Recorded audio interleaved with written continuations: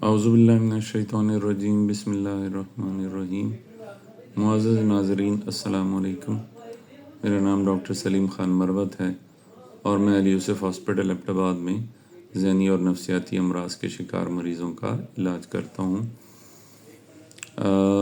रमज़ान की आमद है, रमज़ान का आज पहला रोज़ा है, तो आज मैंने रमज़ान की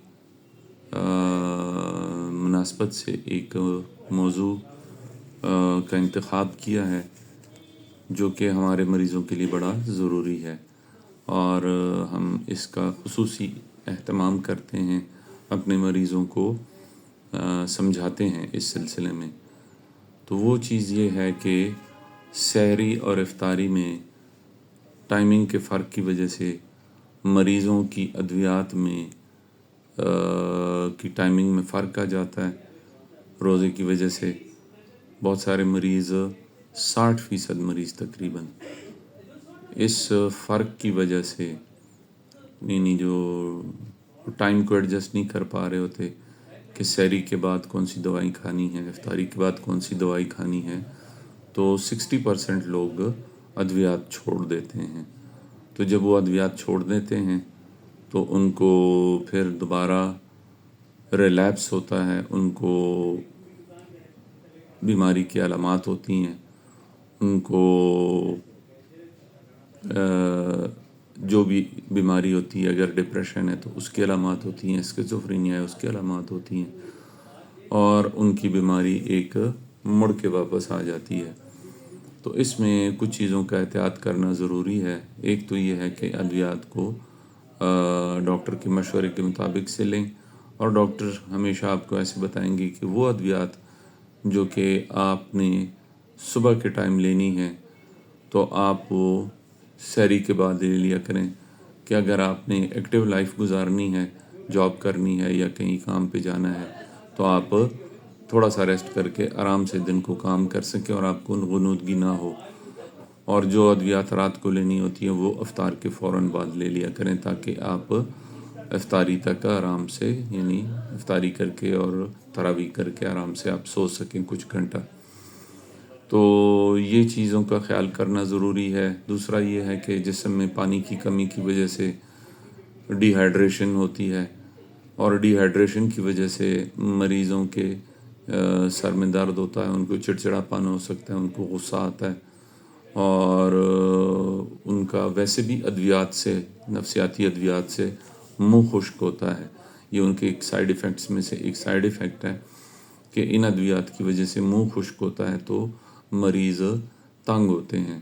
तो मुंह खुश्क होने की वजह से पानी की कमी की जो एक शिकायत होती है और मुंह खुश्क होना, तो ये भी एक किस्म का मरीज़ों को इस बात की तरफ माइल करता है कि वो अद्वियात को छोड़ देते हैं।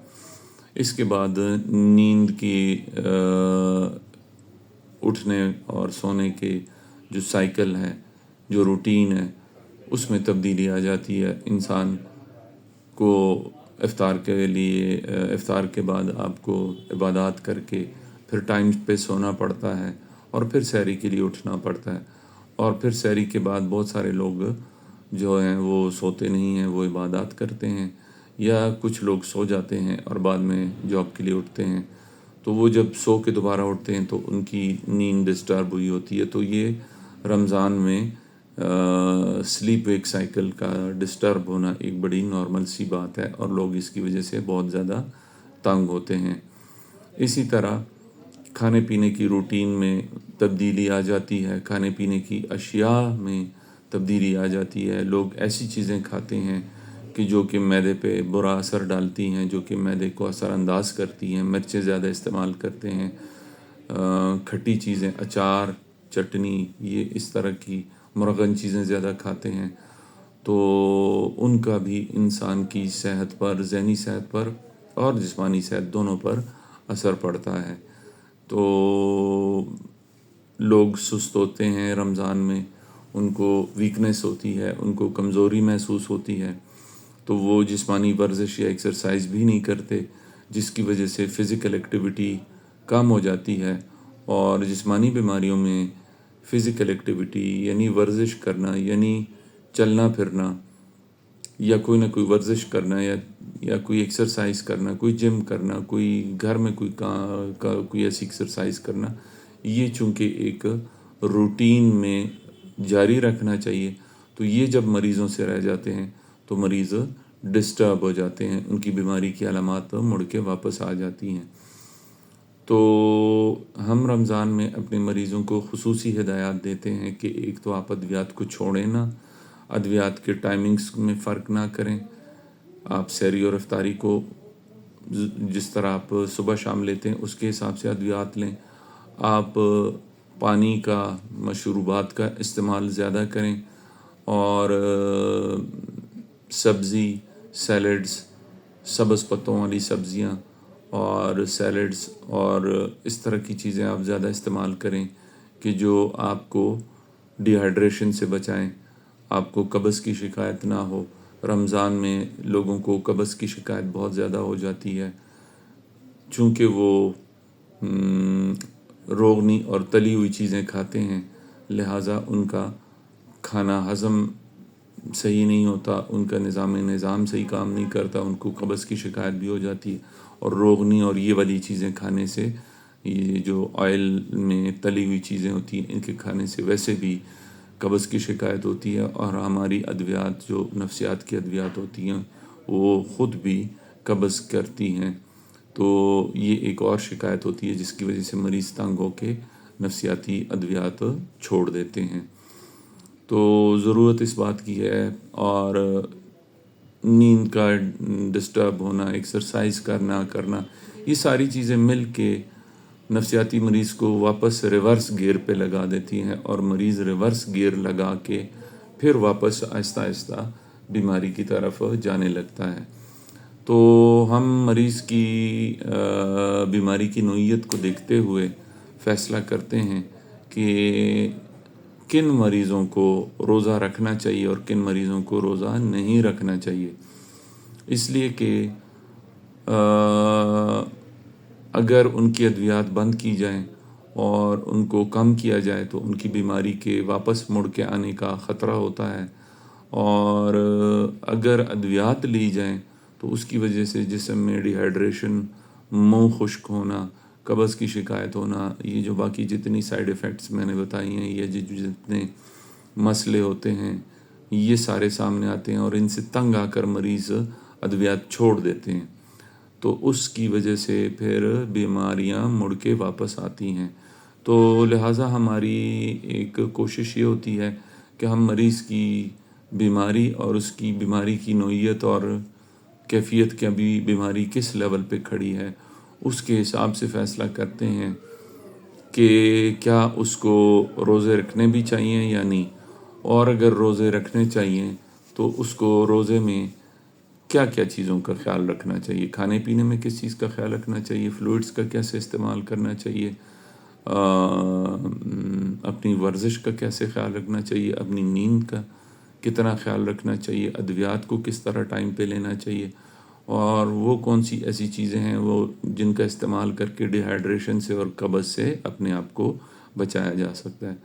تو اگر آپ خود سائیکیٹرک پیشنٹ ہیں اور آپ کسی ادویات پہ ہیں تو اس سلسلے میں بھی آپ سائیکیٹرسٹ سے مشورہ کر سکتے ہیں. اور اگر آپ کے گھر میں کوئی مریض ہے اور وہ نفسیاتی ادویات کھا رہا ہے تو آپ اس کے سلسلے میں بھی مشورہ کر سکتے ہیں. اپنے سائیکیٹرسٹ کے پاس لازمی لے کر جائیں اپنے مریض کو، اور ان سے مشورہ لیں اور ان کے مشورے پر عمل کریں، اور کوشش یہ کریں کہ ادویات کی جو خوراک ہے یا ان کو جو لینے کا طریقہ ہے اس میں رد و بدل نہ کریں. اس لیے کہ یہ رد و بدل کر دینے سے مریض کی بیماری مڑ کر واپس آتی ہے. اور بہت سارے پیشنٹس کو، جس طرح میں نے کہا کہ 60% مریض جو ہیں وہ ادویات چھوڑ دیتے ہیں یا گڑبڑ کرتے ہیں اور ان کی بیماری مڑ کے واپس آتی ہے. اور جب ان کی بیماری مڑ کے واپس آتی ہے تو وہ ضروری نہیں ہوتا کہ وہ پہلے کی طرح ادویات کو رسپانس دے. تو رمضان میں ہمارے مریض اسپیشلی بہت زیادہ ڈسٹرب ہو جاتے ہیں، اور روزوں کے بعد کلینکس پہ اور او پی ڈیز میں بہت زیادہ رش ہو جاتا ہے. اس لیے کہ سارا رمضان ایک تو گھر والے اپنی روزے کی عبادات کی مصروفیات میں پھنسے ہوئے ہوتے ہیں، وہ مریض کو ڈاکٹر کے پاس لے کر نہیں آ سکتے، اور دوسرا یہ کہ وہ بس کسی طرح رمضان کو گزار دیتے ہیں، تو پھر جب رمضان گزرتا ہے تو اس کے بعد مریض کو ڈاکٹر کے پاس لے کر آتے ہیں اور وہ ساری شکایات بتاتے ہیں جو کہ مریض کو رمضان کے مہینے میں شروع ہوئی تھی۔ رمضان کے مہینے میں عبادات اور اذکار اور نماز، ان سب چیزوں کا تلاوت کرنے کا بھی ذہنی امراض میں بہت بڑا رول ہے، اور ڈپریشن اور انگزائٹی کے اضطراب اور ذہنی دباؤ کے مریضوں کو عبادات کرنے سے بھی سکون ملتا ہے۔ تو روزے کے ساتھ ساتھ ان عبادات کا بھی خیال رکھنا چاہیے، یہ بھی آپ کی ذہنی صحت کے لیے بڑی امپورٹنٹ ہیں۔ تو امید ہے کہ رمضان کے حوالے سے یہ آج کی ویڈیو آپ لوگوں کو ایک نئی بات، ایک نیا علم، ایک نیا ادراک فراہم کرے گی، اور آپ خود اگر ذہنی مریض ہیں تو آپ کو سمجھ آئے گی کہ آپ کو ذہنی ادویات کیسے لینی چاہیے، اور اگر آپ کے گھر میں کوئی ذہنی مریض ہے تو آپ کو اس بات کی سمجھ آنی چاہیے، آپ کو سمجھ آ گئی ہوگی کہ آپ نے اپنے مریض کی ادویات کیسے جاری رکھنی ہے اور کن کن چیزوں کا خیال رکھنا ہے۔ رمضان کا مہینہ برکتوں کا مہینہ ہے، اور اس میں مریض کو اپنی ادویات جاری رکھنی چاہیے اور اپنی بیماری کو مڑ کے آنے نہیں دینا چاہیے۔ تو انشاءاللہ کل میں دوبارہ کسی موضوع کے ساتھ حاضر ہوں گا۔ اپنے دل و دماغ، اپنی روح اور جان، اپنی صحت کا خیال رکھیں، مجھے اپنی دعاؤں میں یاد رکھیں۔ تھینک یو سو مچ۔ اللہ حافظ۔